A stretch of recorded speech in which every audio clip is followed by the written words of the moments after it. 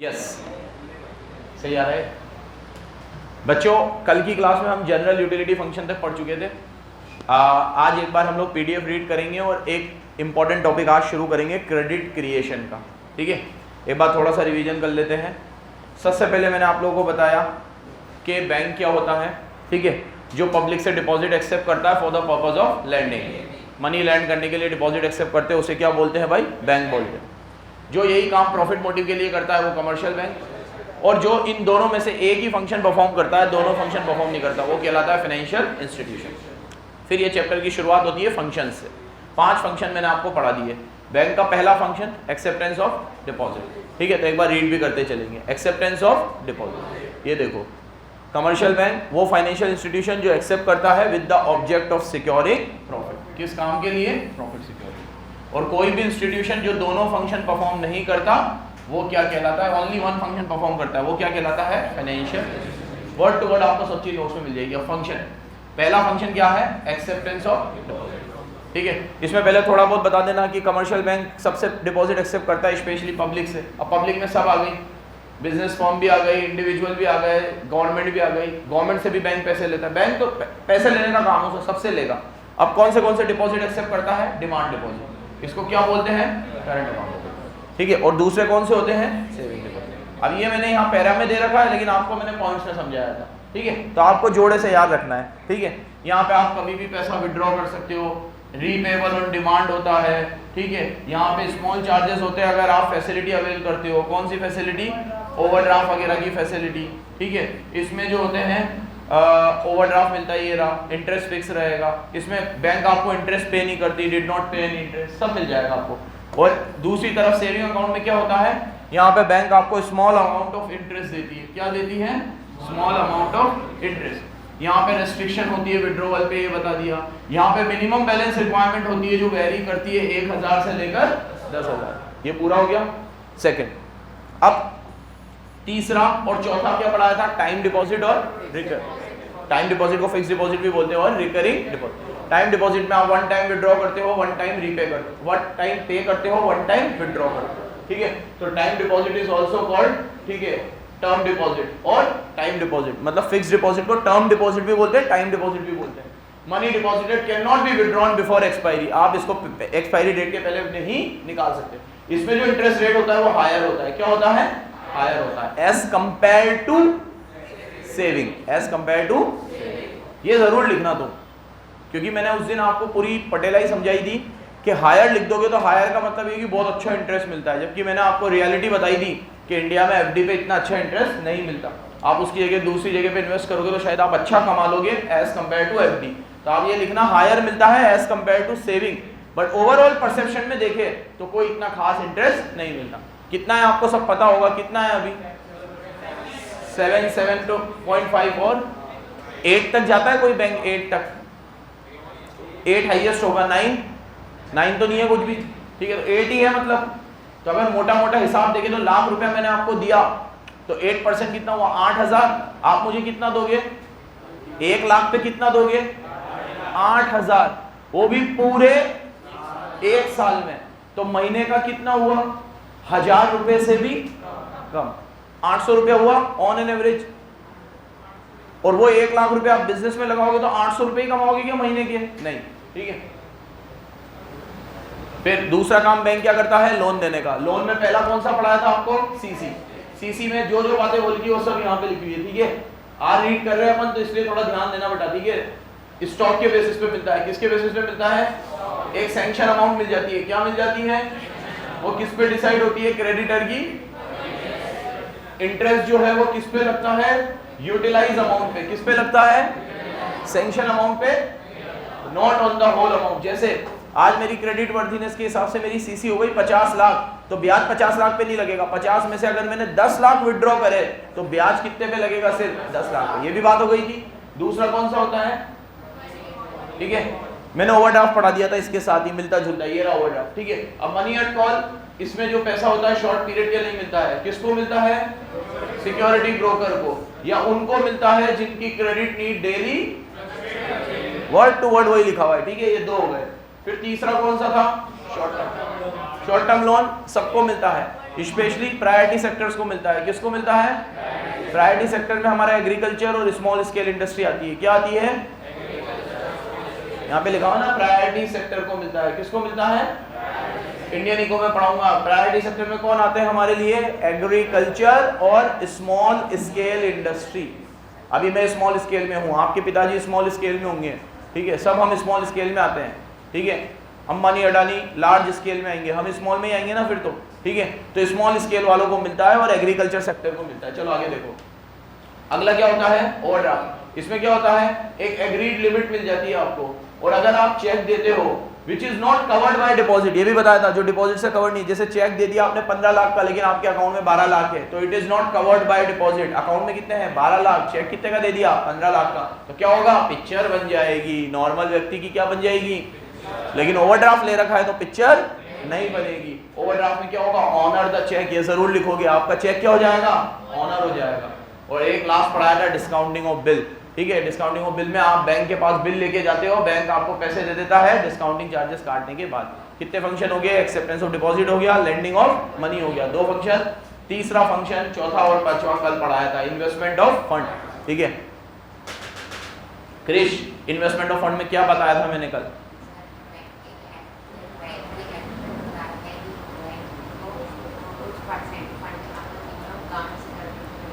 Very good. Banking regulation act के हिसाब से हर बैंक को एक मिनिमम फंड किस में लगाना पड़ता है? गवर्नमेंट सिक्योरिटीज में, ठीक है। तू बता बेटा, अगर उन गवर्नमेंट सिक्योरिटी से रिटर्न कम मिल रहा है तो भी लगाना पड़ेगा क्या? क्योंकि एक्ट में लिखा हुआ इसलिए जरूरी है। ये देखो लिखा हुआ, bank invest their surplus fund in government security, किस में लगाना पड़ेगा? नाउ यहाँ देखो, as per banking regulation bank are required to invest minimum amount at their fund in this security even though 50 crore की लाइन है, even though the return from this security is lower, भले इन सिक्योरिटी से return क्या है? For example अगर मैं BSNL में पैसा लगाऊंगा तो रिटर्न क्या मिलेगा? लोअर ही मिलेगा, बीएसएनएल ही खुद लोअर है अभी, ठीक है। या फिर मैं एलआईसी में पैसा लगाऊंगा या मैं रेलवे में पैसा लगाऊंगा, इन पे भी रिटर्न कम मिलेगा। आप बोलोगे सर ये तो बढ़िया है, ठीक है। बीपीसीएल में पैसा लगाऊंगा, भारत पेट्रोलियम, सर ये तो सब बढ़िया है, मना नहीं कर रहा हूँ, लेकिन सरकार की रिटर्न देने की अपनी एक क्षमता होती है। प्राइवेट सेक्टर जितना रिटर्न देगा, सरकारी कंपनियां उतना रिटर्न नहीं देगी, क्योंकि सरकारी कंपनियों को प्रॉफिट कम होता है, क्योंकि सरकारी कंपनी अपने एम्प्लॉय को रिटर्न अच्छा देती है, इसीलिए तो सब सरकारी नौकरी के पीछे भागते हैं हमारे देश में। तो अगर मान लो भारत पेट्रोलियम अच्छा कमा रहा है तो वो अच्छा खर्च भी कर रहा है, ठीक है। रिटायरमेंट बेनिफिट्स बहुत सारे देती है, पर्क्स देती है, रहने के लिए घर दे दिया, ये दे दिया, तो खर्चे इतने दुनिया जहान के हो जाते हैं, उसके बाद प्रॉफिट भी बहुत कम बचता है। प्रॉफिट कम बचता है तो डिविडेंड भी कम देती है, डिविडेंड कम, रिटर्न कम ही मिलेगा, तो इसीलिए यहाँ पे रिटर्न उतना मिल ही नहीं सकता। अगला फंक्शन पढ़ाया था मैंने आपको एजेंसी। एजेंसी में शायद मैंने आपको कल 4 पढ़ाए थे, 5 है, एक रह गया था कल, ठीक है। कौन से 4 पढ़ाए थे मैंने आपको? पहला रेमिटेंस ऑफ फंड पढ़ा दिया था ये, ठीक है। बोलो बालक, भव्य नाम है ना, भव्य, क्या पढ़ाया था रेमिटेंस ऑफ फंड में? बैंक अपने क्लाइंट के पैसे एक अकाउंट से दूसरे अकाउंट में ट्रांसफर करता है, very good. Second, collection and payment of fund. बताओ भाई गणेश, क्या पढ़ाया था? कलेक्शन एंड पेमेंट, उनके बिहाफ पे बैंक पेमेंट कलेक्ट भी करती है और पे भी करती है। किसके बिहाफ पे? बैंक अकाउंट जिसने खुला रखा है, अकाउंट होल्डर। देखो, bank collect and pay the cheque, bill, promissory note, rent, income tax, insurance, premium, कोई सी भी चीज हो आपकी, आप तो बैंक को बोल दो, बैंक कलेक्ट भी कर लेगी, पे भी कर लेगी। तू बोल सिद्धि, ये service bank free of cost देता है या चार्जेस देता है? और रेमिटेंस ऑफ फंड में ये में भी चार्जेस होते हैं, लेकिन एक एक्सेप्टेबल लिमिट के बियॉन्ड, जैसे 5 लाख तक कोई चार्ज नहीं है, लेकिन उसके ऊपर आप करोगे तो चार्जेस है, बड़े होगे तो पता चल जाएगा आपको। Sale and purchase of security, पीछे वैसे ही क्या पढ़ाया था इसमें?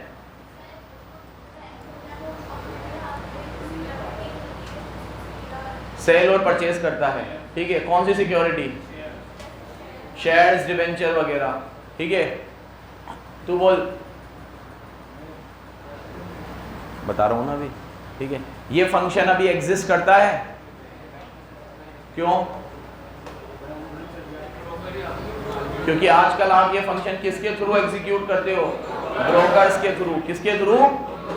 हालांकि लिखना मत, ठीक है। आगे ये फंक्शन रह गया था आपका रिप्रेजेंटेशन एंड करस्पॉन्डेंस। सुन लो, तीन हो गए, रेमिटेंस हो गया, sale and purchase security, payment and collection, ये तो कल हो गया था। रिप्रेजेंटेशन का एक पॉइंट रह गया था कल, रिप्रेजेंटेशन एंड करस्पॉन्डेंस। कई बार क्या होता है कि इनकम टैक्स में आपका कोई रिफंड नहीं मिल रहा, या आपको पासपोर्ट बनवाना है उसमें कोई प्रॉब्लम आ रही है, या आपको पैन कार्ड बनवाना है उसमें कोई प्रॉब्लम आ रही है, तो बैंक के पास इतनी पावर होती है कि बैंक आपके बिहाफ पे रिप्रेजेंटेशन देगा और आपका सरकारी काम हो जाएगा। लेकिन उसमें आपकी बैंक में ऐसी जान पहचान भी होनी चाहिए। जैसे आज मान लो मेरे पास आधार कार्ड नहीं है, पैन कार्ड नहीं है, लेकिन मेरा 40 साल से एक बैंक में खाता है, तो मैं बैंक को बोलूँगा यार देखो मेरा आधार कार्ड तो टाइम पे बन नहीं पाया, अभी बन नहीं रहा है, अभी बनाने जा रहा हूँ, तो कोई प्रूफ मांग रहे हैं, आधार कार्ड में भी एक प्रूफ तो चाहिए ना, अब मैं क्या करूँ? बोल रहे आपका एड्रेस प्रूफ लाओ, तो मेरा तो घर किराए का है, ठीक है, तो किराए के बिल में मेरा एड्रेस आएगा नहीं, बिजली के बिल में, और अब मैं चारों तरफ से परेशान हो चुका हूँ, और सरकारी कागज़ है मेरे तो बन नहीं रहे। लेकिन मैं गुप्ता जी से बोलूँगा गुप्ता जी आप तो मुझे जानते हो ना, देखो 40 साल से आपके बैंक में खाता है मेरा, पैसे जमा कराता हूँ, पैसे निकालता हूँ, गुप्ता जी मेरे साथ चलेंगे और एक झटके मेरा काम हो जाएगा। अब एक कमाल की बात बताऊँ आपको, इतनी बड़ी चीज़ है ये बैंक वालों को ही नहीं पता होती कि वो कर सकते हैं, ठीक है। उनके पास जाओगे ना आप तो बोलेंगे है हमारा काम थोड़ी भैया जाओ यहाँ से, ठीक है। लेकिन उनको पावर दी गई है कि अगर आपका कोई ऐसा कस्टमर है जो बरसों से आपके यहाँ ट्रेडिंग कर, आपके यहाँ अकाउंट वगैरह के ट्रांजेक्शन करता है, लेकिन उसको कहीं पे कोई प्रॉब्लम आ रही है, तो आप उसकी जगह पे रिप्रेजेंटेशन दे सकते हो। रिप्रेजेंटेशन मतलब सामने वाले को ये बता सकते हो कि भाई मैं इसे जानता हूँ, कर दे इसका काम, कर सकता है बैंक। लेकिन बैंक इन झमेलों में पड़ता नहीं है। देखो many time bank procure passport, passport दिलवा देगा आपको, टिकट वगैरह करवा देगा, रिप्रेजेंटेशन दे देगा, और अगर आपको इनकम टैक्स का रिफंड अटक रहा है तो वो भी दिलवाने में आपकी मदद करेगा। क्या आपको ये चैप्टर पढ़ने से पहले पता था कि बैंक ये सब भी कर सकता है? हमारे दिमाग में बैंक का मतलब क्या था? बस पैसे जमा कराना और पैसे निकालना। इसीलिए तो चैप्टर डाला गया है। कॉमर्स पूरे प्रैक्टिकल है, कॉमर्स में हर चीज वही सिखाई जाएगी जो आपकी प्रैक्टिकल लाइफ में काम आए, पता चले हमें, ठीक है। हम लिटरेट बने, फाइनेंशियली लिटरेट बने, ये सब चीजें जाननी बहुत जरूरी है। चलो एक लास्ट फंक्शन, ट्रस्टीशिप। बैंक आपको ट्रस्टीशिप देता है। हाँ बालक क्या बोला था मैंने ट्रस्टीशिप में?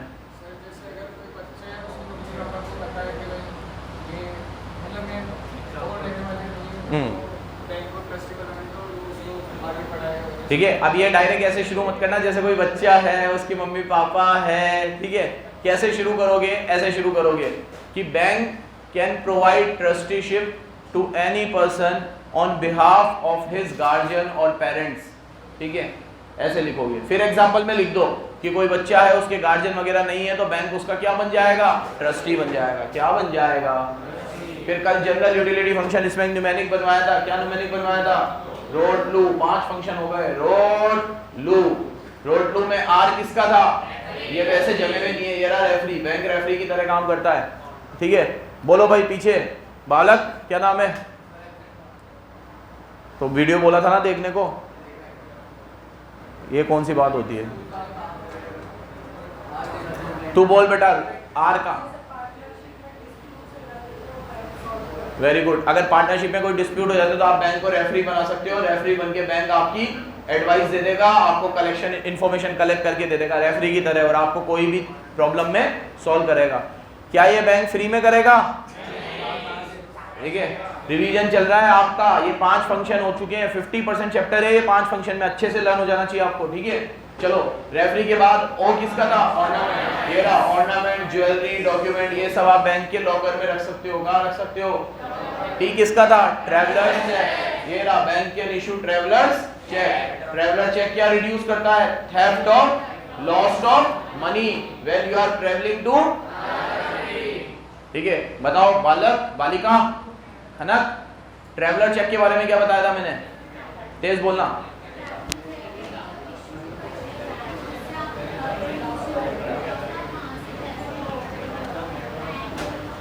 किस करेंसी में? उनकी करेंसी में। Very good.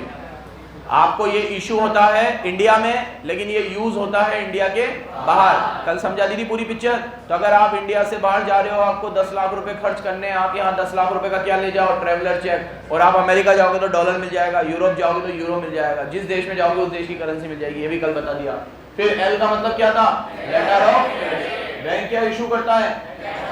ये प्रोसेस नहीं समझा था क्योंकि ये 11 का पार्ट है। बस आपको इतना लिखना है कि बैंक आपको लेटर ऑफ क्रेडिट इशू करता है, जो आपको इंपोर्ट एक्सपोर्ट में हेल्प करता है। किस में हेल्प करता है? Last you under writing, bank under writing करता है। क्या करता है? Under writing. बालक क्या नाम है बेटा? ये बीच है, नाम भूल गया, क्या था? शुभ। शुभ, शुभ अंडर राइटिंग का मतलब क्या बताया था?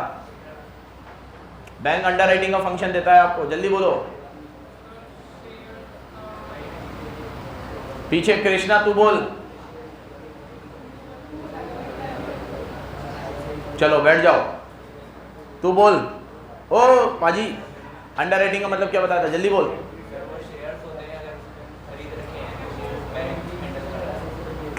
ढंग से समझाओ, पीछे कुलदीप, हाँ बोल।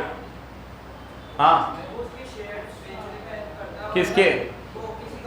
ऐसा बराबर बोलो, उसके, इसके, वहां, उसके। Very good. Under writing of shares means any company who issue shares to public can take help of bank in subscribing these securities. ठीक है, if bank is unable to subscribe these securities to public, then it will purchase that securities out of their private fund. ठीक है, फिर bank ही खुद purchase कर लेगा अगर वो पब्लिक में सब्सक्राइब नहीं कर पाया।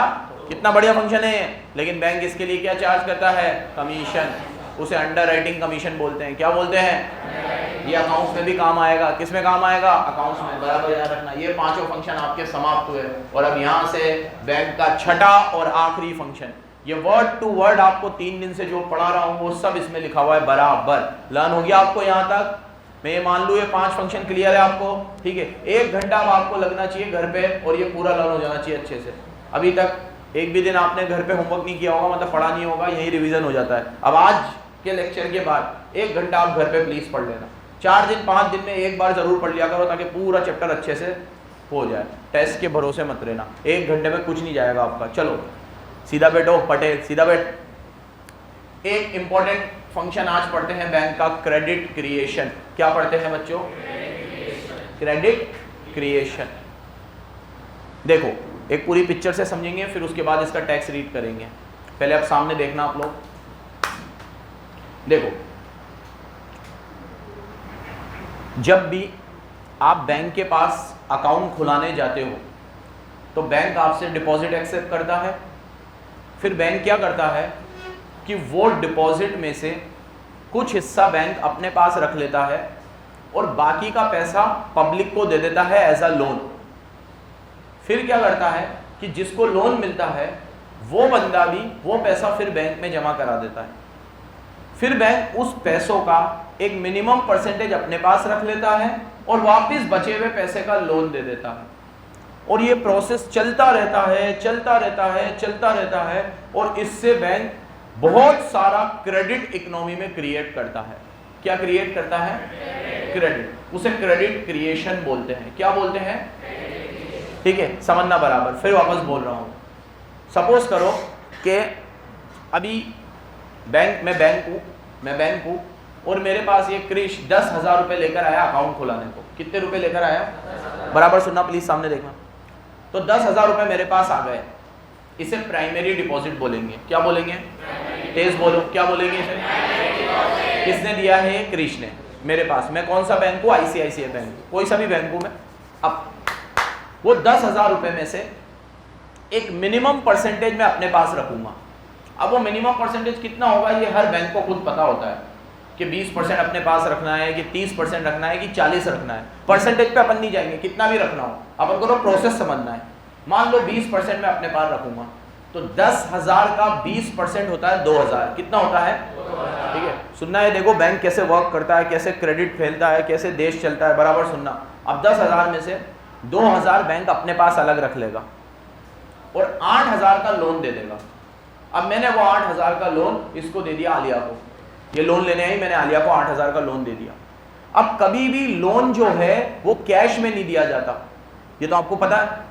अब आलिया बोलेगी कि 8,000 रुपये दे दो, तो मैं कैश में थोड़ी दूंगा। मैं आलिया को बोलूंगा पहले अकाउंट खुला, पहले अकाउंट खुला, और ये अकाउंट खुलाएगी और वो 8,000 रुपये ये अकाउंट में डाल देगी। ये 8,000 रुपये अकाउंट में डल गए। अब फिर 8,000 रुपये आलिया निकाल लेगी क्योंकि इसने तो लोन लिया है। लेकिन हम ये मान के चलते हैं ये 8,000 रुपये आले निकालेगी तो 8,000 रुपये किसी को देगी, किसी को देगी, किसी को देगी।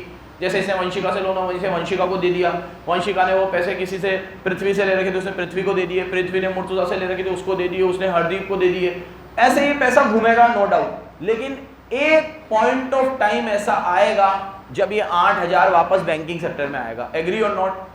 अब जरूरी नहीं है वो ICICI के पास आए, HDFC के पास आ सकता है, कनाडा बैंक के पास आ सकता है, लेना बैंक के पास आ सकता है, देना बैंक के, किसी भी बैंक के पास आ सकता है। लेकिन मुझे एक सुर में जवाब दो, ये पैसा बैंकिंग सेक्टर में वापस आएगा कि नहीं आएगा? ब्लैक मनी होगी, दैट्स अ डिफरेंट थिंग। बाकी नॉर्मली 90% तो ये पैसा वापस आएगा। तो ये पैसा वापस 8,000 रुपये मेरे पास आ गया। अभी जरूरी नहीं है उसी बैंक के पास आए, लेकिन सिंप्लिसिटी के लिए, चीज को समझाने के लिए उसी बैंक के पास आ गया 8,000। अब 8,000 जैसे ही मेरे पास आया तो मैं फिर क्या करूंगा, 20% अलग रखूंगा। पहले भी रखता था, तो 8,000 का 20% कितना होता है? 1600। 1600 अलग रखूंगा और कितना बचा? 5400, 6400 सॉरी, 6400 का फिर लोन दे दूंगा। अब मैंने वो 6400 का लोन ये स्मृता को दिया, फिर वो ये किसी को देगी, किसी को देगी, किसी को देगी, और उसके बाद वो फिर पैसा बैंकिंग सेक्टर में आके जुड़ेगा। And this process goes on and on and on and on. और जब ये प्रोसेस कंप्लीट होगा तो you will get to know कि जो 10,000 रुपए मेरे प्यारे क्रिश ने दिए थे उससे मैं कितना क्रेडिट इकोनॉमी में क्रिएट कर चुका हूं। मेरे पास पहली बार में कितने आए थे? 10, लेकिन उससे मैंने 8 का लोन दिया, वो 8 का लोन फिर वापस ये चुकाएगी, फिर मैंने 6 का लोन दिया, 6 का लोन भी ये वापस चुकाएगी, फिर 5 का लोन दिया। ये सारी चक्री कौन से पैसों में से घूम रही है? वो 10,000 रुपए में से, जो कौन लेकर आया था? हमारा क्रिश भोला। कौन लेकर आया था? This process is called credit creation. इस प्रोसेस को क्या बोलते हैं? अब थोड़े सवाल जवाब कर लेते हैं। इसमें से कुछ out of the box question आते हैं, कोर्स से बाहर के, ठीक है? किस तरह के क्वेश्चन आते हैं, सोच समझ के जवाब देना, ठीक है? जैसे शगुन, खड़ी हो बेटा। एक बार एग्जाम में आया था कि एक बैंक ने 10,000 रुपए के प्राइमरी डिपॉजिट से 50,000 रुपए का क्रेडिट क्रिएट कर दिया इकोनॉमी में, 5 टाइम्स ज्यादा। कितना? State whether it is good for economy और बैड फॉर इकोनॉमी।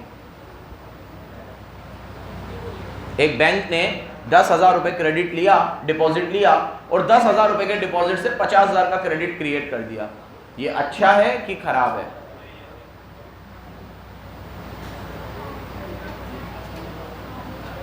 किसके लिए अच्छा है? बैंक के लिए तो अच्छा है, ठीक है। इकोनॉमी के लिए खराब है, रीजन?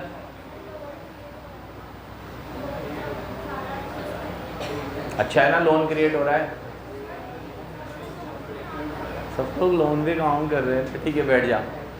और बताओ भाई जतिन मल्होत्रा, अच्छा है खराब है? हाँ, इकोनॉमी के लिए खराब है, रीजन?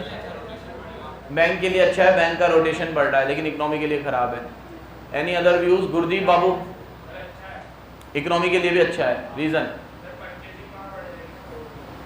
ठीक है। गणेश बाबू, लोगों के लिए अच्छा है, दोनों के लिए अच्छा है, रीजन?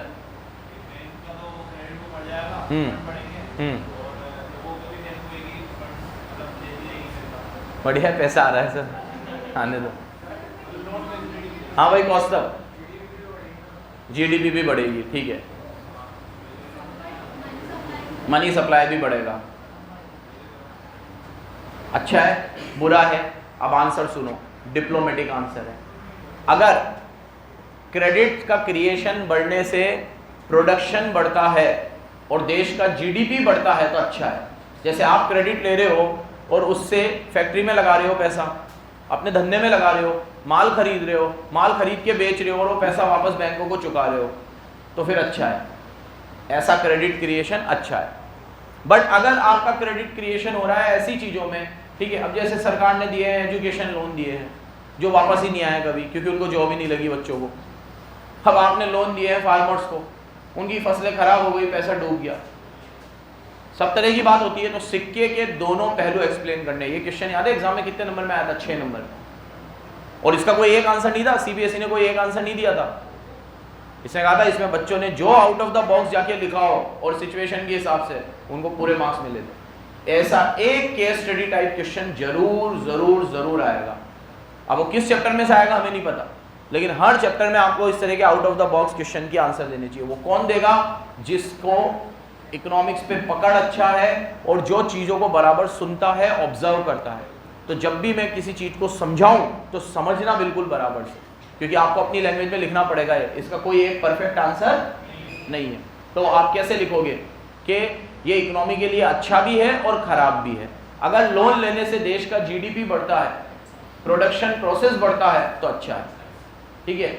लेकिन अगर लोन लेने से सिर्फ बैंकों के बैड डेट्स बढ़ते हैं, वो लोन कभी चुकाए नहीं जाते, या लोन लिए जाते हैं अपनी कंजम्पशन नीड को पूरा करने के लिए। किसको पूरा करने के लिए? अरे आपको कार लेनी है, कपड़े खरीदने, ये करना है, शौक पूरे करने हैं इधर उधर के, और उसके लिए आप लोन ले रहे हो, तो इसके लिए कोई अच्छा नहीं है, ठीक है। और सर ये 5 टाइम्स है तो अच्छा है, 10 टाइम्स है तो खराब है, ऐसा कुछ है? नहीं, ऐसा भी कुछ 5 टाइम हो, 10 टाइम हो, 2 टाइम हो, ये अच्छा या खराब किसी देश के ढांचे से फर्क पड़ेगा। हमारा जीडीपी कितना है, जीडीपी के हिसाब से लोन लेना चाहिए। किसके हिसाब से? अब मैं आपको एक बात बताऊं, इंडिया में स्टेट वाइज हर स्टेट ने सेंट्रल गवर्नमेंट से लोन ले रखा है या बाहर से लोन ले रखा है। तो बहुत सारे स्टेट अभी बहुत कर्जे में हैं, जैसे मध्य प्रदेश के ऊपर बहुत कर्ज है। उसने भारत सरकार से पैसे ले रखे हैं, वो अपनी स्कीमों में पैसे लगाते हैं और चुकाते नहीं हैं। तो मध्य प्रदेश में बहुत कर्जा है, ठीक है। एक डेटा शेयर करूंगा मैं आपके साथ स्टेट वाइज कर्जे का, कि किस स्टेट का भारत सरकार पे कितना कर्जा है, उसमें वो कर्जे के हिसाब से उस स्टेट का जीडीपी कितना है। मतलब उस स्टेट ने क्या करा, कर्जा लेकर अलग थलन चीजें कर दी, उस स्टेट का जीडीपी तो बढ़ा ही नहीं, वहां प्रोडक्शन प्रोसेस अच्छे नहीं है और कर्जा अभी भी बाकी है।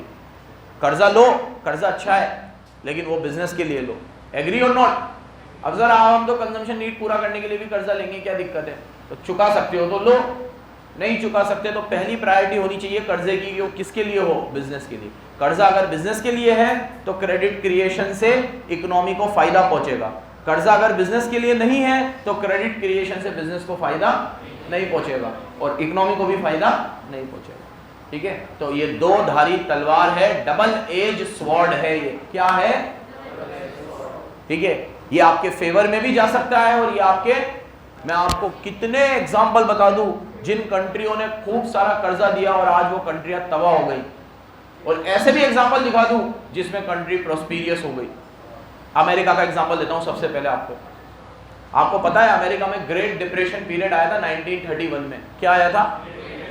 कभी किसी लेक्चर में अगर मौका मिला तो आपको ग्रेट डिप्रेशन पीरियड समझाऊंगा, बहुत शानदार है, किस तरीके से आया था, क्यों आया था, ठीक है। चलो, अब जब ग्रेट डिप्रेशन पीरियड आया तो उस अमेरिका जैसे सुपर पावर देश की भी 12 से 17 बैंकें तबाह हो गई, क्योंकि उन्होंने इसे ही अलग अलग कर्जे दे रखे थे, कार लोन का कर्जा, घर लेने का कर्जा। और जब डिप्रेशन पीरियड आया तो लोगों की जॉब चली गई। सुनना बराबर, जब लोगों की जॉब चली गई तो वो लोग उस इंस्टॉलमेंट को चुका नहीं पाए जो उन्होंने कर्जा ले रखा था। इंस्टॉलमेंट ले रखी थी, लोन ले रखा था। अब जब वो इंस्टॉलमेंट नहीं चुका पाए तो वो बैंक दिवालिया हो गए, और अमेरिका जैसे देश में इतने सारे बैंक एक साथ दिवालिया हो गए तो अमेरिका की कमर की हड्डी टूट गई थी उस टाइम पे। ये तो आप अगर अमेरिका का इतिहास पढ़ोगे ना बेटा, तो ये देश सुपर पावर बना है अपने वेपन्स की वजह से, ठीक है। अमेरिका मतलब एक तरीके से सबसे गंदा देश है देखा जाए तो, क्योंकि ये दो देशों के बीच में कुछ ना कुछ आग लगवाएगा, ये सोचेगा कि उससे इनका वेपन बिके, उससे इनके हथियार बिके, और इनकी इकोनॉमी हथियार से चलती है, ठीक है। कोई भी वॉर देख लेना आप, उसके पीछे कहीं ना कहीं अमेरिकन रूट्स मिलेंगे आपको। एग्री और नॉट? ठीक है। ये ब्रिटिशर्स की आग लगाने वाली जो नीति है ना, इससे इनके वेपन्स बिकते हैं, इनके वेपन्स बिकते हैं तो ये सुपर पावर बनते हैं। ये कोई बहुत हर चीज़ में सुपर पावर नहीं है कि भैया हर चीज़ में इनका बहुत अच्छा हो प्रोडक्शन, इसलिए ये सुपर पावर है। तो लोन देना, moral of the story is double edge sword, ये आपके फेवर में भी जा सकता है। और अब पढ़ो बच्चों, क्रेडिट क्रिएशन का प्रोसेस, पहले तो ये डेफिनेशन है जो आपकी बुक में दे रखी है। It means creation of deposit और increase in deposit. Creation of deposit, और मेरे को पहली बार डिपॉजिट किसने दिया था? क्रिश भोला ने। फिर उस डिपॉजिट से मैंने कितने डिपॉजिट क्रिएट कर दिए, एक अकाउंट मैंने किसका खोल दिया, आलिया का, एक अकाउंट स्मृता का, ऐसे जितने जितने लोग मेरे से लोन लेते गए मैं उनका अकाउंट खोलता गया। क्रिएशन ऑफ डिपॉजिट्स क्या होगा, ये एक डिपॉजिट से मैंने बहुत सारे डिपॉजिट क्रिएट किए, ठीक है, और उससे मैंने लोन दिया, तो इसको क्रेडिट क्रिएशन बोलते हैं। लेकिन इसको अब मैंने ये स्टेप बाय स्टेप समझाया है, क्योंकि ये क्वेश्चन 6 नंबर में आ चुका है, तो 6 नंबर में 2 लाइन की डेफिनेशन तो लिखोगे नहीं, तो एक एक स्टेप बाय स्टेप मैंने ये स्टेप्स लिखी है, देखो, और पॉइंट में लिखिए, इजीली आपको समझ में आ जाए। पहली स्टेप, बैंक आपसे डिपॉजिट रिसीव करती है, इसको हम क्या बोलते हैं, ये कौन सा वाला डिपॉजिट है, ये जो भोला ने दिया था पहली बार में, इसको क्या बोलते हैं, प्राइमरी। फिर bank many times more loan दे देती है इस डिपॉजिट से। जैसे भोला ने मुझे 10,000 दिए थे, लेकिन मैं लोन तो 10,000 से ज्यादा का दे चुका हूँ। जैसे पहली बार में मैंने लोन दिया 8 का और दूसरी बार मैंने दिया 6,400 का, तो 8 और 6 कितने हो गए, 14,400 तो ऐसे ही हो गए, तो डिपॉजिट तो 10 का ही था। समझने वाली बात है ना, पहली बार में तो 10 ही आए थे, वो 10 को ही घुमा घुमा के 14, अभी और घुमाता तो कितने हो जाते। तो इसीलिए जो बैंक इनिशियल डिपॉजिट रिसीव करती है उसके कंपैरिजन में कई गुना ज्यादा लोन दे देती है। बोलो मेरे साथ, जो बैंक इनिशियल डिपॉजिट रिसीव करती है उसके कंपैरिजन में कई गुना ज्यादा लोन दे देती है, ठीक है। अब जो मनी आप लैंड करोगे, ये अभी बताया, किस में नहीं दोगे आप, क्या मैं कैश में दूंगा इसको, नहीं, इसको क्या खोलना पड़ेगा, अकाउंट, और उस अकाउंट से जो पैसा आएगा वो कौन से है, पहले जो बोला ने दे दिया वो प्राइमरी, अब उसके बाद में जिसको भी दूंगा वो वापस अकाउंट में देगा, तो वो कौन से बन जाएंगे। अब बोरोवर को लोन दिया जाता है चेक के माध्यम से, तो सिंपल पॉइंट है, काट देना इसको। अब ये प्राइमरी डिपॉजिट और सेकेंडरी डिपॉजिट दोनों मिलके डिमांड डिपॉजिट कहलाते हैं। क्या कहलाते हैं, बोला ने जो पैसे जमा कराए और इन लोगों ने जो पैसे जमा कराए, वो दोनों मिलके क्या कहलाएंगे, डिमांड, क्योंकि वो पैसा बैंक के पास पड़ा हुआ है, बैंक आपको कभी भी दे देगा जब भी आपको जरूरत होगी, तो ये डिमांड डिपॉजिट कहलाएगा। अब total demand deposit with bank is many times more than cash reserve. जितना कैश रिजर्व आरबीआई ने छापा था ना, उसके गुना में डिमांड डिपॉजिट कई ज्यादा होगा। पहली बार में मान लो आरबीआई ने 10,000 छापे थे और आरबीआई ने 10,000 छाप के भोला को दे दिए थे, भोला ने वो 10,000 बैंक में जमा करा दिए थे, तो जो छपा था वो तो सिर्फ 10,000 है। लेकिन जब भोला ने 10,000 बैंक में जमा कराए तो वो 10,000 में से एक हिस्सा मैंने लोन दे दिया, फिर वो मेरे पास वापस आया, उसका एक हिस्सा मैंने लोन दे दिया। ऐसे करके डिपॉजिट का क्रिएशन तो बहुत ज्यादा है और एक्चुअल में कैश रिजर्व बहुत कम है, ठीक है। तो इसीलिए जितना नोट इकोनॉमी में छपता है ना, वो मनी सप्लाई है, लेकिन उसके कंपैरिजन में डिमांड डिपॉजिट्स बहुत ज्यादा होते हैं, उसके कंपैरिजन में बहुत ज्यादा होते हैं। जैसे एक सिंपल एग्जांपल से समझाऊं, अभी मेरे पास 1,000 रुपए पड़े थे, तो मैंने क्या करे, वो 1,000 रुपए मेरे बैंक अकाउंट में पड़े थे, तो मैंने वो किसी को फोन पे कर दिया, मेरे अकाउंट से कट गया, उसके अकाउंट में चला गया, ठीक है। तो क्या हुआ, डिमांड डिपॉजिट बढ़ गया, एक बैंक से कम होकर दूसरे बैंक में डिमांड डिपॉजिट कम हो, एक बैंक में कम हो गया और एक दूसरे बैंक में बढ़ गया। लेकिन इस ट्रांजैक्शन में कहीं कैश इन्वॉल्व था नहीं, इसमें कोई कैश इन्वॉल्व नहीं था। तो एक करेंसी जो आपने पहली बार में छापी है उसको आप कितनी बार घुमा सकते हो, मल्टीपल टाइम घुमा सकते हो, इसीलिए आपके डिमांड डिपॉजिट ज्यादा होते हैं as compare to cash reserves, as compare to cash reserve. ये बात बराबर याद रखना, ठीक है। अब बैंक पूरा पैसा कभी भी लोन नहीं देती, बैंक को अपने एक्सपीरियंस से पता है कि वो कितना लोन देगी। मैंने मेरे एग्जांपल में 10% रखा था, 20 रखा था, यहाँ कितना रखा जा रहा है 10, कि आप कितना परसेंट अपने पास रखना चाहते हो 10, और बाकी का क्या देना चाहते हो, लोन देना चाहते हो। तो 10% अगर अपने पास रखोगे तो 90% का क्या दे दोगे आप, लोन दे दोगे। क्या दे दोगे, लोन दे दोगे, ठीक है। अब ये एक इलस्ट्रेशन समझा रखा है, ये देखो, फर्स्ट राउंड में 1,000 रुपए का डिपॉजिट था, आपने 10% अपने पास कैश रिजर्व रखा, कितना, 100 रुपए, और लोन कितने का दे दिया, 900 का। अब वो 900 रुपए जिसको भी लोन दिया, ये प्रोसेस समझ जाना बराबर, जिसको भी लोन दिया, कई जगह पे ऐसे पढ़ाया जाता है कि वो वापस बैंक में जमा करा देगा। तो बच्चे बोलते हैं सर लोन लिया था तो वो बैंक में क्यों जमा कराएगा, उसने पैसे लिए थे अपनी जरूरतें पूरी करने के लिए। हाँ, बैंक में जमा कराने को पैसे लिए होंगे उसने, वो तो किसी को दे देगा। तो इसको ऐसे समझना, वो मुझे नहीं देगा, वो बैंक में जमा कराएगा, वापस निकालेगा, वो किसी को पेमेंट करेगा, वो किसी को पेमेंट करेगा, वो किसी को पेमेंट करेगा, लेकिन ये पेमेंट घूम फिर के कभी ना कभी तो वापस बैंक के पास आएगी। इंटरेस्ट तो इनकम है तुम्हारी, उसे क्या फर्क पड़ेगा।